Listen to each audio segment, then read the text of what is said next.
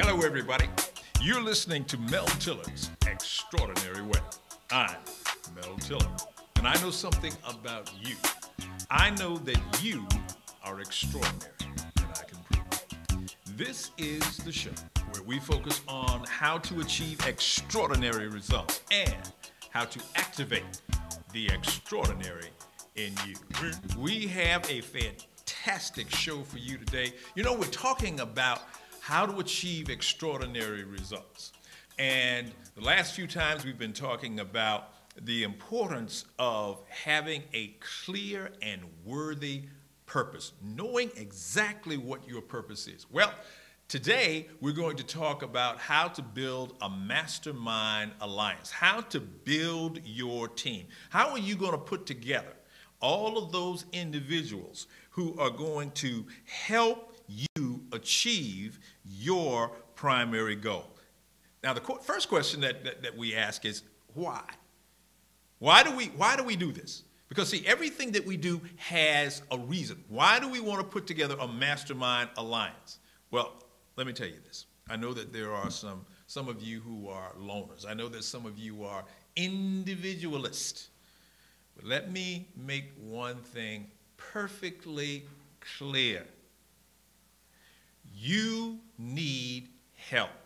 You didn't even come into this world by yourself.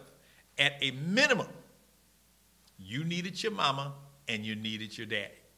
On top of that, most of us had a doctor around, a nurse around, and that whole group of people that we call a hospital around, that whole organization that we call a hospital around to help you come into this world. If you got up this morning and you drove to work, you didn't even do that by yourself. And I know that some of you think you did, okay?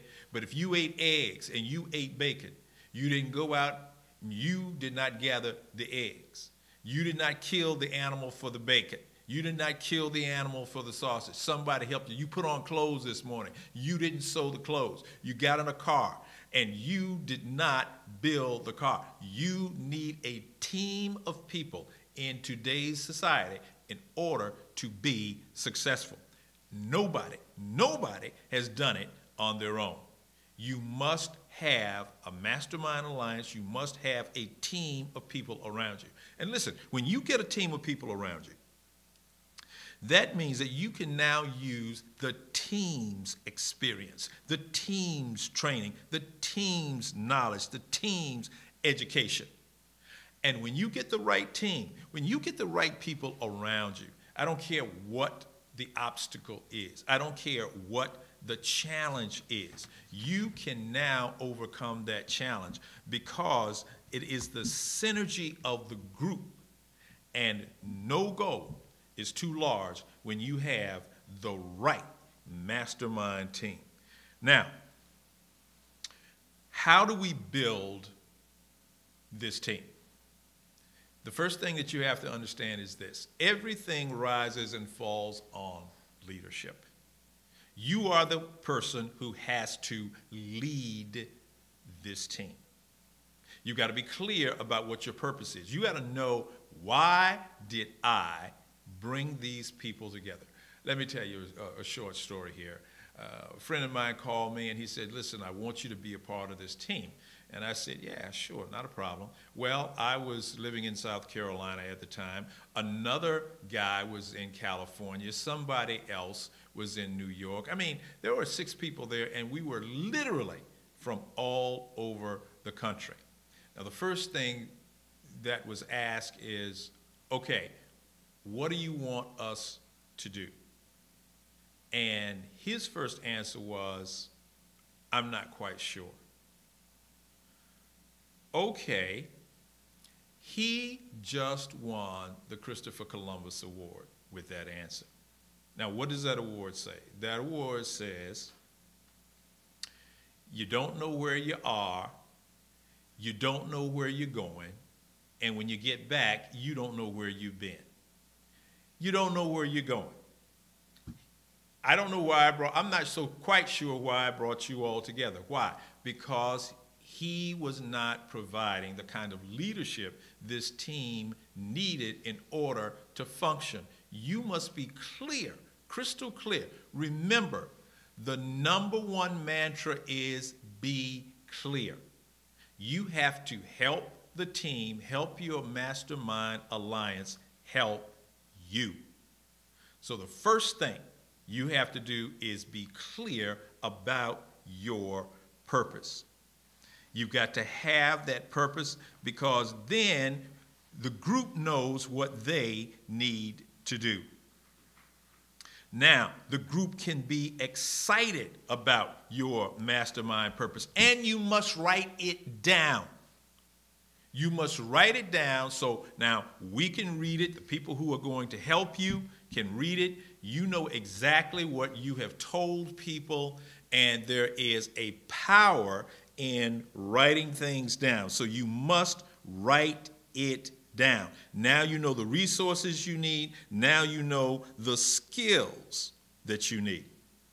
Now, number two, selecting the members of your alliance. Remember, this is going to be a bit of trial and error. How are they going to get along?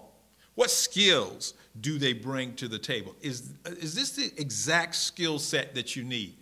Now, when you choose people, don't choose people because you like them. Hang out with people that you like. But when you're trying to accomplish a major goal, you don't choose your cousin because you've known him all of your life. Does he have the skill that you need? Can he get the job done? Don't choose a young lady because she's pretty and you like hanging around her. If that's the case, go out on a date with her. Can she do the job or not? If she can't, then don't put her on your mastermind team, because that team is not going to function, not going to do what you need it to do. And you need people who have the ability to work in harmony together. You need people who have people skills and have team skills.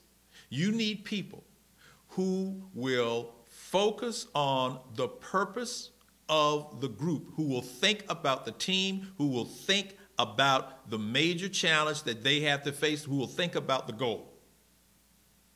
When you have those people who will make their personal agenda a secondary thing, now the team can function. Many of you have heard of the name of Andrew Carnegie. Well, Andrew Carnegie was looking for a chief chemist, and he held a worldwide search because he had some big things that he was attempting to do. And so he held this worldwide search for this chief chemist, and he found this guy who was working for a German firm, and the guy was literally brilliant, just a smart guy. So he hired the guy, gave the guy a 5-year contract. The guy came to work, and he ticked everybody in the department off. I mean, no other chemist wanted to work with this guy. This guy, he was always imagining that somebody had slighted him, somebody had disrespected him, and so forth. The team that Carnegie put around this guy, it was totally dysfunctional. After a year, after 1 year, he had to let the guy go. Wasn't because he wasn't smart, wasn't because he didn't have ability, it was because he couldn't work with people. He could not motivate people, and people disliked him and did not want to do one single thing for this guy. Not one. So you need to find people who can work with other individuals, people who enjoy working with people. Be careful about the people that you bring into your mastermind alliance. Then you have to determine the rewards that these people are going to receive. Why? Because see, they have to be motivated. They have to be motivated to be on this team. They've got to be motivated to accomplish some things. And so what are some of the things that makes a person want to work on a team? Let's go over it. I have 10 motivating factors. And if you get these down, you understand these 10 motivating factors, you'll be able to build a great team. Now, the first is self-preservation. Now, I really understand self-preservation. I was in the United States Marine Corps. And in the Marine Corps, at some point, you're going to find yourself in a foxhole. And you're going to be covering one side, and another guy is going to be covering another side. And you want this guy to have your back.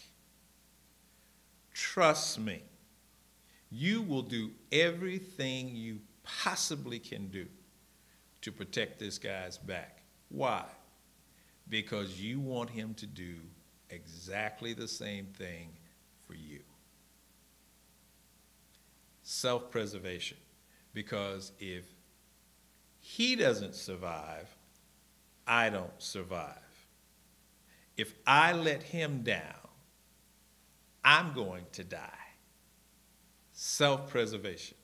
People will be motivated to be on your team because of self-preservation.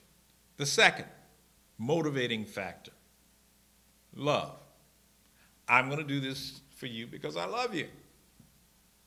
Love is a strong motivating factor. That's why mom does things for you. That's why dad does things for you. That's why your brother and your sister, they do things for you.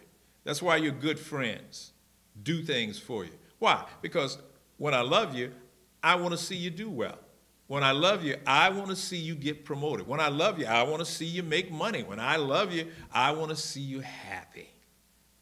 Love, major motivating factor. The third motivating factor, fear. People do a lot of things when they are scared, when they are worried about the consequences. Now, why do we know that works? Because there have been numerous individuals on the world scene who were masters at using fear. Stalin, Hitler. Now, let's talk about Stalin. Stalin was so powerful, and he had people so afraid of him that at the end of World War II, there were many of his soldiers who did not want to go back to Russia because they were afraid of Stalin. Hitler, people were extremely afraid of Hitler. We know all about that history. And the whole world shook when Adolf Hitler coughed. The whole world shook when Adolf Hitler was in charge. He knew how to use fear. The next thing we want to talk about is sex. All right, stop. No, don't blush. Don't blush. Okay. Whenever I say something about sex, people say, oh, God, sex. All right. Sex is a human function. It's a natural kind of a thing, all right? It's also a motivating factor, a major motivating factor. When I was a young Marine, I was stationed at Camp Lejeune. We get off on Fridays. I had partners who would get in their car as soon as we got off. They would drive all the way to New York City, okay? All the way to New York City to visit their friends and their lovers and so forth. And they would stay up and they would party and they would do whatever. And they would leave on Sunday evening, Sunday afternoon, late Sunday night, and they'd get in the car and they'd drive all the way back, hoping, praying that they had time enough to get back and make formation. Why would anybody do that? Sex. it is a strong, strong motivating factor. What is it that we know? We know sex sells. It's a fact of life. Now, the next thing we want to talk about is the desire for life after death. We've all been in church services and we've heard the preacher talk about how wonderful it's going to be in heaven, how magnificent it's going to be. We're going to walk streets paved with gold, that our mansion is in heaven, that life is going to be wonderful. There won't be any sorrow there. What? Life after death. We've heard of the Islamic Muslims. We've heard that they will blow themselves up on these suicide missions, and we're wondering how in the world, why would people blow themselves up? Why would people go through the extreme things that these guys are going through? And then we found out that many of these young men have been told that if they die in this glorious fashion, that in heaven they're going to have numerous virgins all to themselves, 6, 7 virgins, all to themselves, and the guys are signing up. Life after death, and a wonderful life with 6 or 7 virgins, all for me. Hey, and all I have to do is blow myself up here. 2 seconds later, I have all these virgins around me taking care of it. Oh, sign me up. Life after death.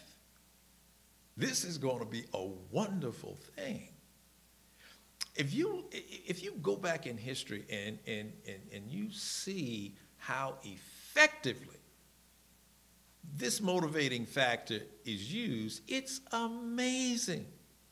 People will suspend what's happening in the here and now because they're focusing on life after death. And there are people who really know how to use that motivating factor. Next, let's talk about freedom. Freedom of the body, freedom of the mind, freedom. People will do anything to be free. A couple of weeks ago, I asked a question, and it said, and this was about gay marriage. I said, now, what would you do if you had the vote to determine whether or not gay individuals could marry? Would you say yes, or would you say no?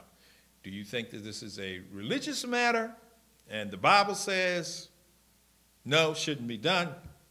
Or do you look at this as a political matter that says all men are created equal? Okay, what would you do? I got a lot of comments on that one, by the way. But this is the question today, because it's a question of freedom. And I asked this question then. I said, if you were them, would you stop? Would you stop trying to have the same rights that everybody else in the United States has? Because to the person who is not being allowed to do what they believe they should be able to do, it's a matter of freedom. And it means I am less free than other members of the United States of America, and I can't accept that. That's very difficult for me to accept. Do you really think if you tell the gay community you cannot marry, do you think they're going to stop there? Why? Because they yearn to be free. As an African American, I absolutely understand that. Growing up, we will do whatever is necessary to gain the amount of freedom that we believe we should have. And my generation was one of those generations that was knocking down doors, knocking down walls. Many of us, we were the first to do this, the first to do that, all of those kinds of things. Why? Because we were going to be free and would not accept second-class citizenship status. Simply wouldn't do it. Simply wouldn't do it. Could not do that. Men and women want to be free. That's why this Muslim culture is so interesting, because the women there want to be free. They want to be educated. They want to be able to do the kinds of things that they see women across and around the world doing, and that they are not allowed to do.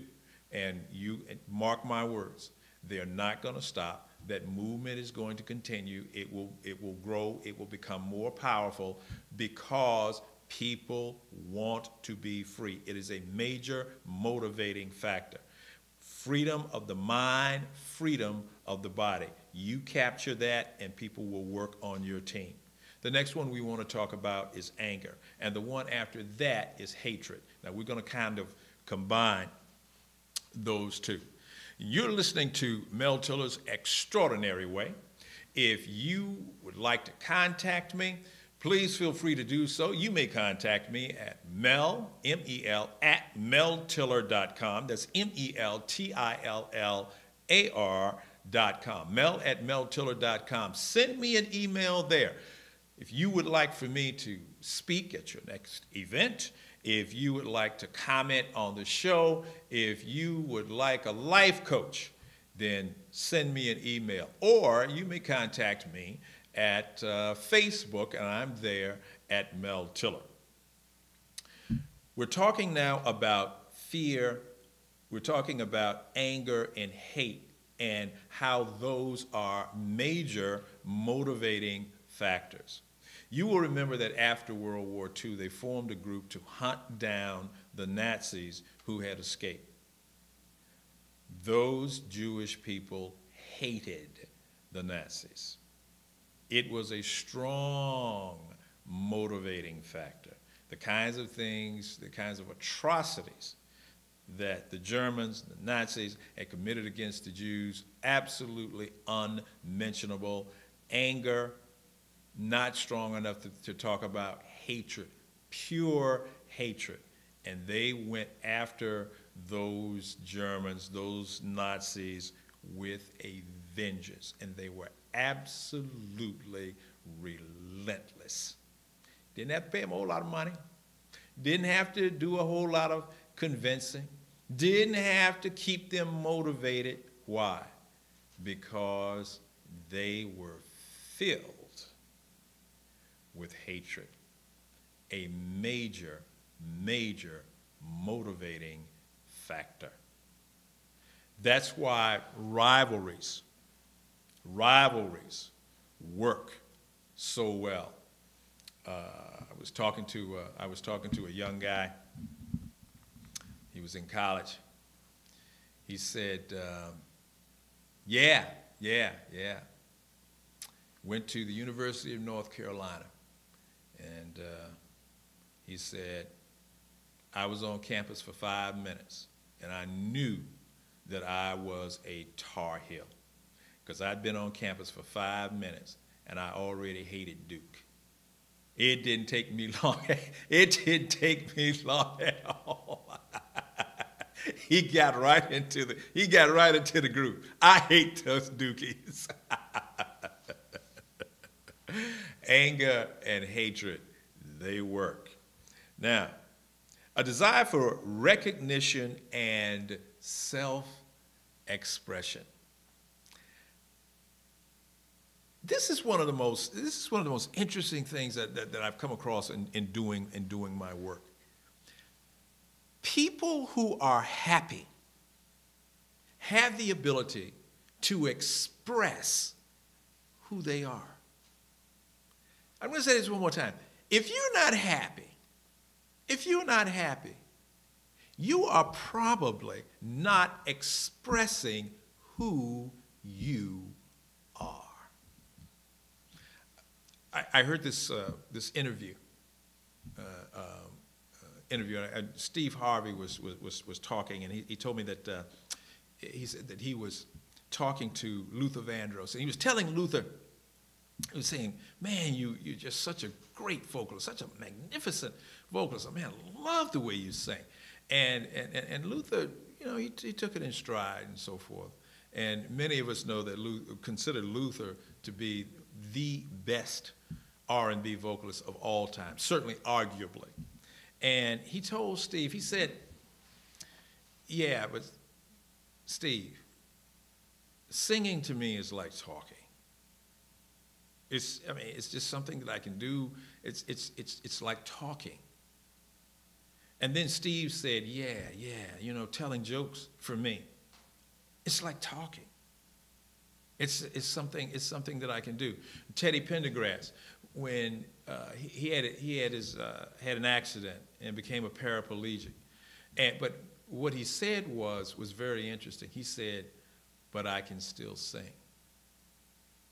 I can still do what I was born to do, and that is the important thing. Why? Because they wanted to express themselves. I know a young lady who is a dancer, and she's happy because she gets up every day. She owns a dance studio, and she's happy because she gets up every single day, and what? She can dance. She can dance. You'll find guys who are in their 80s and they're happy. Picasso was painting masterpieces in his 80s. Why? Self-expression. It's who he is. And he loved life and he embraced life because he had an opportunity to express who he is. You give people an opportunity to express who they are, and they will be loyal, devoted, and they will love you.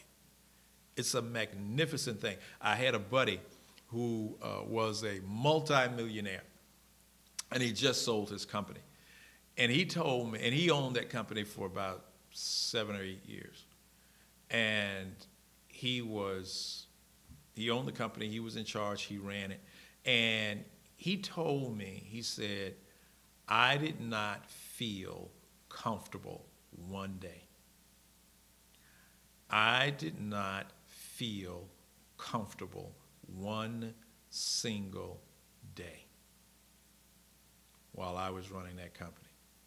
And the reason is he wasn't a leader. Now, I'm not saying that as a negative. I'm saying that people are comfortable doing certain things. He wasn't comfortable telling people what to do. He wasn't comfortable managing people. He simply was not comfortable being a leader. And he was terribly unhappy. And he was making a ton of money. He had the American dream. He had the company, he had the cars, he had the houses, he had it all. And he was extremely unhappy because he was expressing somebody else. Now, the thing that we know that motivates everybody, money, money, money, money, money. We all love money. And when you pay people, you pay them what they're worth. You can fill their coffers.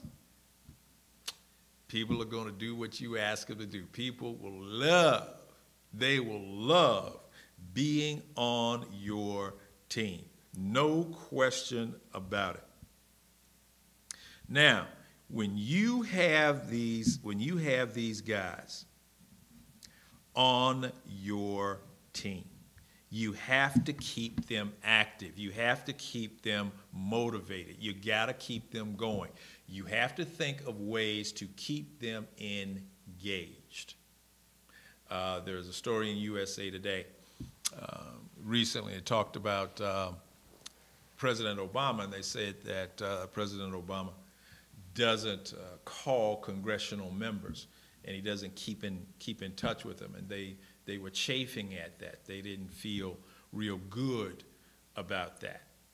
because they felt that he wasn't keeping them in the loop. And if I was advising him, I would tell him, even if you don't like what's going on, you got to touch bases with him. And they were saying that Bill Clinton always touched bases with him, with the congressional members, and they enjoyed knowing what was happening. You've been listening to Mel Tiller's Extraordinary Way. And if you'd like for me to speak at one of your events, then send me an email at mel@meltiller.com. If you'd like some one-on-one life coaching, send me that email. You can reach me on Facebook at Mel Tiller. And I know that you are extraordinary, so do you. Go out and prove it. Make it an extraordinary week. You be your extraordinary self. Thanks for taking the ride with us. I'm Mel Tiller, and we'll see you next time.